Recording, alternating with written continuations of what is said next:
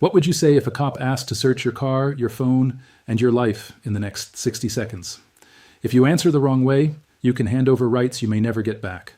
One nervous sentence can turn a simple stop into cuffs, charges, and a courtroom fight you did not need. Subscribe right now because what I'm about to show you could save you from saying the exact words that bury your defense.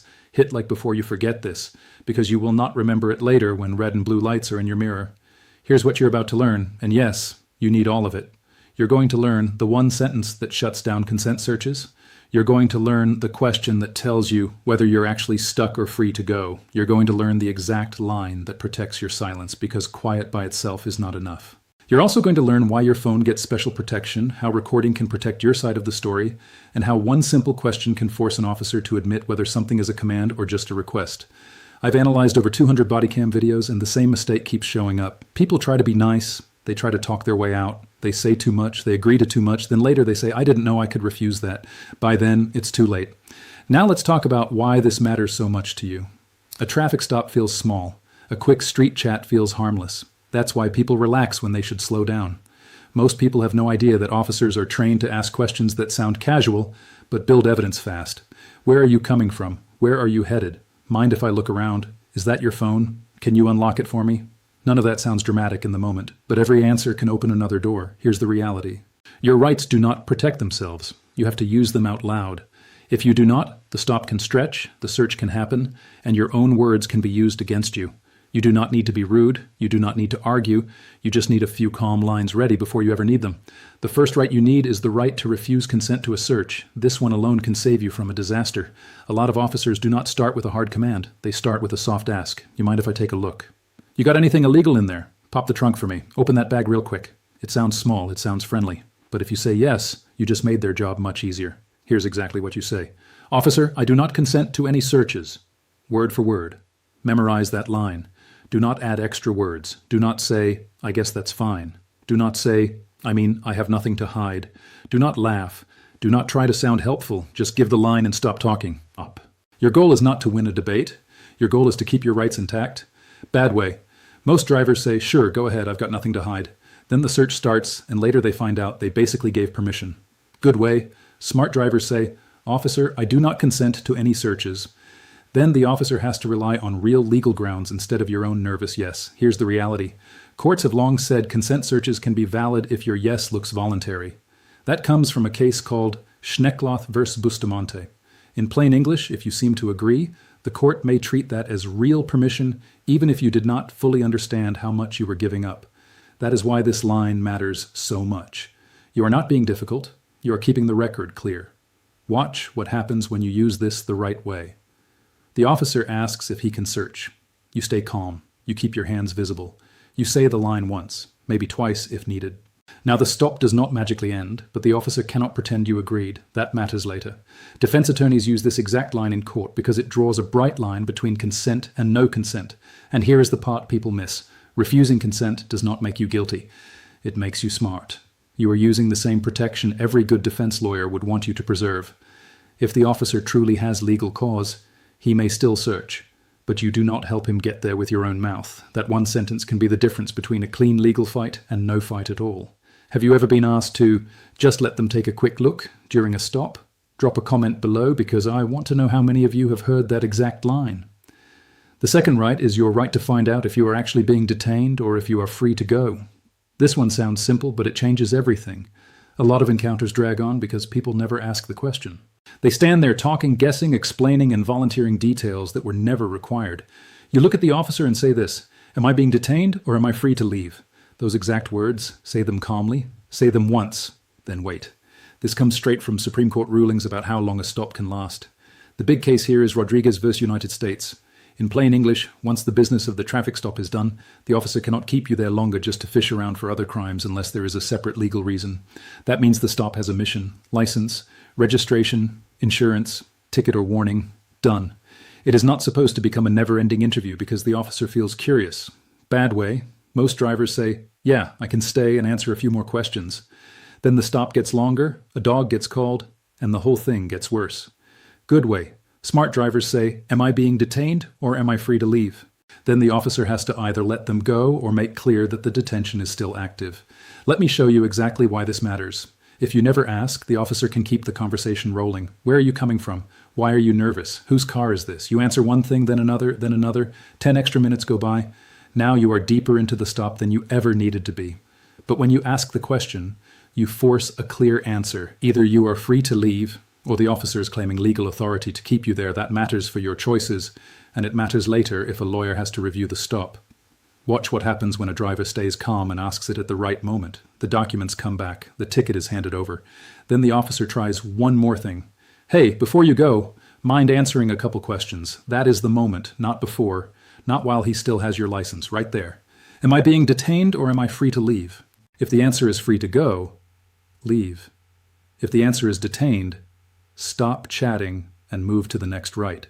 Former police officers have confirmed this works because it forces the stop into a legal lane. It stops the soft drift from traffic matter to fishing trip.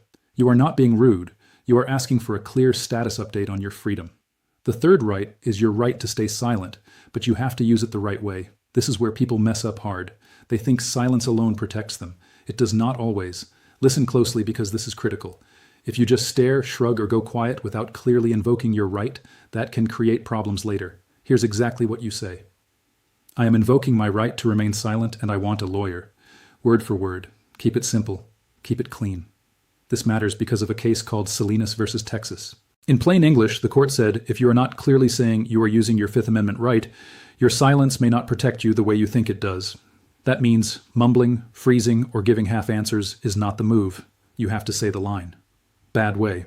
Most drivers say, I already told you everything, or they just go quiet. Then the officer keeps pressing, and later that silence may not help them. Good way. Smart drivers say, I am invoking my right to remain silent and I want a lawyer. Then questioning should stop and the record is much cleaner. Let me show you exactly what this looks like in real life. The officer asks, is there anything in the car I should know about? Have you smoked tonight? Is that your bag? You feel trapped, so you try to explain. That is the danger zone. Every extra word gives them more to sort through, twist, or compare later. But if you use the line, you stop building the case with your own mouth. This is 100% legal. You are not confessing. You are not being shady. You are using one of the oldest protections you have. Defense attorneys use this exact line in court because it is clean and hard to misread. It tells the officer you are done talking. It tells the judge you tried to protect your rights the right way. And it tells you to stop doing the one thing nervous people always do, which is fill silence with bad answers. 90% of drivers do not know what's coming next. Stay with me, because the next two rights are the ones that save your private life when the stop moves beyond your car. The fourth right is your right to refuse a phone search. Your phone is not just a device. It is your photos, your messages, your bank apps, your notes, your contacts, your whole life. If an officer gets into that phone, he can learn more about you in 5 minutes than he could from your glove box in 5 hours. Here's exactly what you say. I do not consent to a search of my phone. If they ask for your passcode, you repeat it. I do not consent to a search of my phone. That's it. Here's the trick they don't want you knowing. Your phone gets special protection. In Riley v. California, the Supreme Court said police generally need a warrant before searching the digital contents of your phone. In plain English, they usually cannot grab your phone after an arrest and just start scrolling. That rule exists because a phone holds way more private information than a wallet or a pocket ever could. Bad way. Most drivers say, it's just my phone, sure, look if you want. Then private texts, photos, and searches become evidence. Good way. Smart drivers say, I do not consent to a search of my phone. Then the officer has a much bigger legal hurdle before getting inside it. Legal experts agree this is your strongest protection when your whole life sits in your pocket. And remember this, consent can be as simple as you unlocking it for them. So do not do that unless your lawyer tells you to.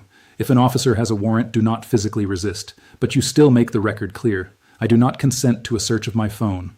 That protects you later. This is 100% legal. A lot of people lose this right because they think being cooperative will make the stop easier. Sometimes it does the exact opposite. Cooperation with lawful orders is one thing. Handing over your digital life is another. Your phone deserves a separate line in your memory because the stakes are that high. The fifth right is your right to record the police in public as long as you do not interfere. This one protects your side of the story. If your memory gets questioned later, video does not forget. If your tone gets misrepresented later, audio helps. If your movement gets described the wrong way later, the camera can show what really happened. Here's exactly what you say. Officer, I'm recording for my safety and I will not interfere. Say it calmly. Keep your hands where they can be seen. Do not shove a phone in anyone's face. Do not reach fast. Just record in a safe, obvious way. Federal courts have recognized this right in public places, including a case called Glick vs. Cunniff. In plain English, if police are doing public police work in public, recording them is generally protected so long as you are not interfering. Former police officers have confirmed this works because good officers know a camera protects them too. What does this do for you? It changes the energy. People act differently when there is a clean record. It also protects you if facts get twisted later. Maybe the officer says you consented. Maybe he says you reached fast. Maybe he says he never asked that question. Your recording can matter a lot. Do not treat recording like a magic shield. It does not let you disobey lawful commands. It does not let you move around the scene, but it does help preserve the truth. If your state has special recording rules, your lawyer can sort those details later. In public, peaceful recording of police activity is broadly protected, and keeping that camera rolling can save you from a lie you cannot unhear later. The sixth right is the right to force clarity between a command and a request. This one is so underrated. Officers often mix the two. They may ask something in a voice that sounds like an order. If you cannot tell the difference, you may give away rights without even knowing it. Here's exactly what you say. Are you ordering me to do that, or are you asking for my consent? That question is powerful because it splits the road in two. If it is a lawful order, like stepping out of the car during a legal traffic stop, you comply. Pennsylvania v. Mims says officers can usually order a driver out of the car during a lawful stop. In plain English, you may have to get out. But getting out of the car does not mean agreeing to a search. Those are different things. If it is just a request, now you know you can refuse. I do not consent to any searches. That is why this question matters. It stops the blur, it turns pressure into clarity. Bad way. Most drivers say, okay, whatever you need because they think every question is an order. Then they end up opening bags, trunks, and apps they never had to open. Good way. Smart drivers say, are you ordering me to do that or are you asking for my consent? Then they comply with real orders and refuse optional searches. This right helps you stay calm because it gives you a map. Follow lawful orders, refuse consent, stop talking. That is the whole game. You do not have to out-argue anyone. You just have to know which bucket the officer's words belong in. Now, I want to tie this all together with the legal backbone, because you should know these lines are not internet myths. Rodriguez v. United States says a stop cannot be stretched past its real purpose just to hunt for more evidence without a separate legal reason. Riley v. California says your phone is different, and police generally need a warrant before searching the digital stuff inside it. Salinas v. Texas is the warning shot that tells you silence has to be clearly invoked, not just felt in your head. Schneckloth v. Bustamonte explains why consent matters so much. Because if your yes looks voluntary, the search may stand. And Pennsylvania v. Mims shows why you should not confuse a lawful order to step out with permission to search your stuff. Here's the reality. These cases all point to the same lesson. You do not protect your rights by hoping the officer guesses what you mean. You protect them by saying the exact words out loud, calmly, and on the record. So let's run a real scenario, because this is where most people freeze. You are driving home at night. Lights pop on behind you. You pull over. The officer walks up and says he stopped you for a broken taillight. Wrong way first. You start talking fast. You explain where you came from. You explain why you look tired. You joke that your car is messy. Then he asks if you have anything illegal. You say no, nothing. You can check. He asks to search. You say sure. He sees your phone. He asks whose it is. You unlock it because you want to seem helpful. Now a small stop just became a full investigation. Now the right way. You pull over, window down enough to speak, hands visible. If your state requires it, you give your license, registration, and insurance. He asks questions that go beyond the stop. You say, I am invoking my right to remain silent and I want a lawyer. He asks to search the car. You say, Officer, I do not consent to any searches. He says, step out. You do it because that can be a lawful order. Then he asks if he can check your bag. You ask, are you ordering me to do that? Or are you asking for my consent?